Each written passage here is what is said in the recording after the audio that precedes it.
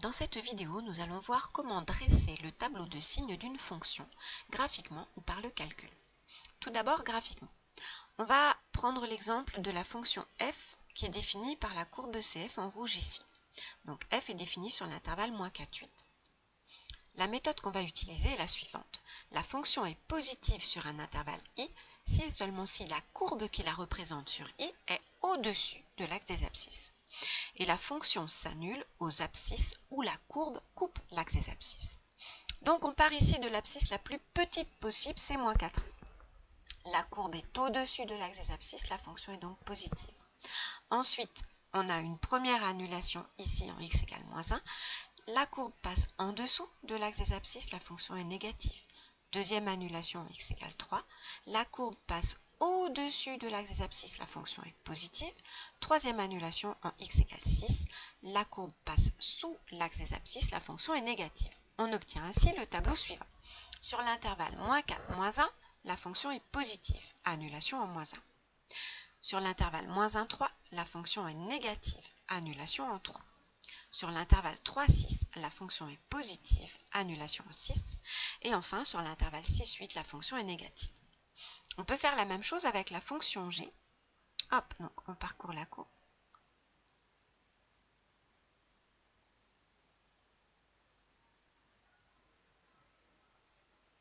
Voilà, on obtient le tableau suivant. Deux annulations pour g, en -3 et en 3. D'abord, la fonction est négative, la courbe était en dessous de l'axe des abscisses. Ensuite, la fonction est positive, la courbe était au-dessus de l'axe des abscisses. Et pour finir, la fonction est négative, la courbe était en dessous de l'axe des abscisses.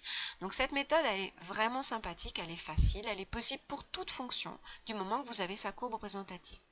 Le problème, c'est que comme toute lecture graphique, on peut avoir des erreurs, parce que d'abord, la courbe, peut-être, n'est-elle pas tracée très précisément, et ensuite, notre lecture, peut-être, n'est-elle pas très précise. Donc, comment faire exact? Par le calcul. Mais malheureusement, cette méthode-là n'est pas forcément toujours disponible. Alors, elle est disponible pour des fonctions qu'on dit polynomiales, sous forme factorisée. Alors, sous forme factorisée, ou bien parce qu'elle est donnée comme ça dans la consigne, ou bien parce que vous-même, vous l'avez factorisée. Donc, premier exemple, la fonction f définie sur R par le produit x-1 facteur de x plus 4. La méthode.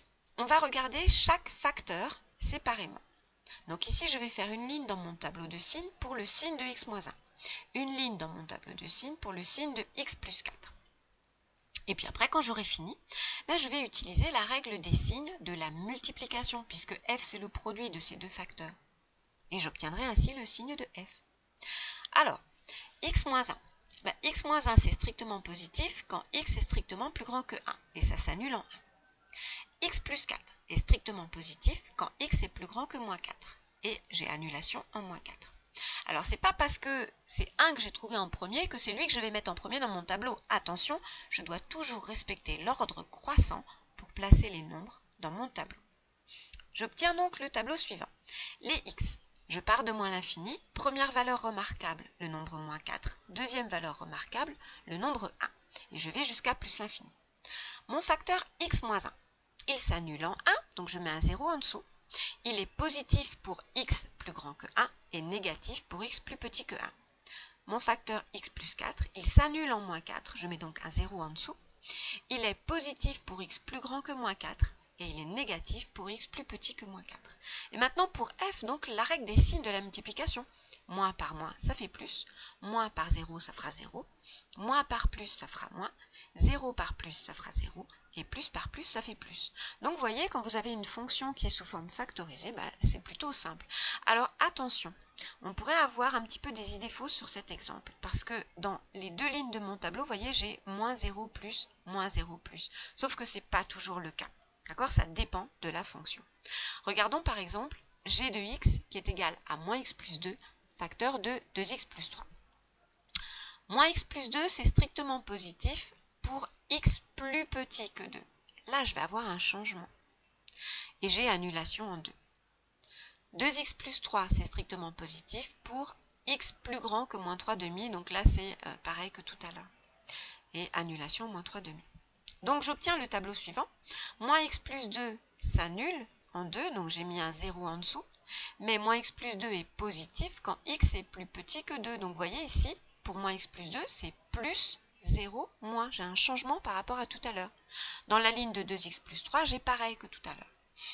Donc après, je fais le produit, donc plus par moins, ça fait moins, plus par 0, ça fait 0, plus par plus, ça fait plus, 0 par plus, ça fait 0, et moins par plus, ça fait moins. Alors, pourquoi est-ce que là, c'est différent de tout à l'heure? Alors, c'est à cause du moins x ici. En fait, j'ai une fonction affine. La fonction d'expression moins x plus 2, c'est une fonction affine. Le coefficient principal, le coefficient de x, il est égal à moins 1, il est négatif. Donc j'ai une fonction affine décroissante. Ça veut dire que quand x augmente, moins x plus 2 diminue. Donc moins x plus 2 commence par des valeurs qui sont positives, ensuite elles s'annulent, et ensuite elles deviennent négatives. Alors ça donne une deuxième méthode de rédaction, ça, si j'utilise les variations de mes fonctions affines. Donc, je trouve l'annulation, ici en 2, et je dis que la fonction d'expression moins x plus 2 est décroissante sur R. Pour 2x plus 3, je peux faire la même chose. Annulation, moins 3 demi, et la fonction d'expression 2x plus 3 est croissante sur R. Cette méthode, je peux également l'utiliser pour une fonction rationnelle. Une fonction rationnelle, c'est le quotient de deux fonctions polynomiales. La règle des signes de la division, en effet, est la même que pour la multiplication. Je vais donc faire la même chose, une ligne dans mon tableau par facteur au numérateur et au dénominateur. Il y aura une grosse différence cependant, c'est qu'un dénominateur, ça ne doit pas s'annuler.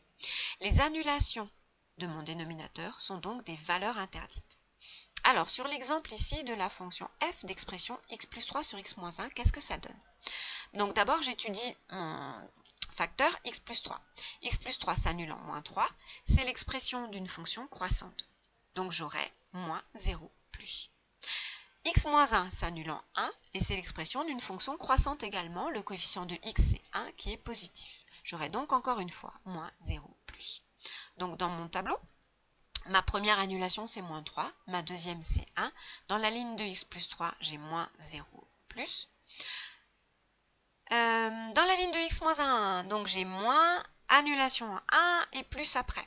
Maintenant, regardons pour f. Négatif divisé par négatif, ça fait positif. 0 divisé par négatif, ça fait 0. Positif divisé par négatif, ça fait négatif. Mais positif divisé par 0, ce n'est pas possible. Et donc, je mets ma double barre de la valeur interdite. Positif divisé par positif, ça fait positif. Voilà, vous savez tout sur les tableaux de signes.